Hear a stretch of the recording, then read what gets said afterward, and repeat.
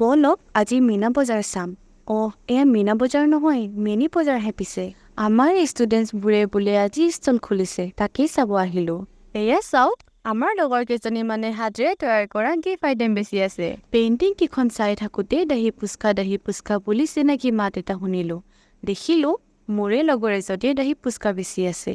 দহি পুচকা কেইটা কিন্তু টেষ্টি দেই। আৰু লগতে এয়া বোলে শ্বিলঙৰ ঝালমুড়ি। বহুত জ্বলা যদিও আমি তিনিজনীয়ে খাই দিলোঁ। এয়া চাওক, ৰংগলী কম্পিটিশ্যন আছিল ষ্টুডেণ্টছবোৰৰ মাজত।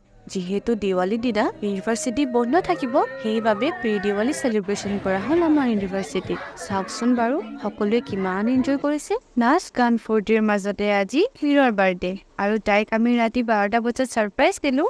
এনেধৰণেই হাঁহি ফূৰ্তিৰ মাজেৰে আজি মোৰ দিনটো এদায় হ'ল।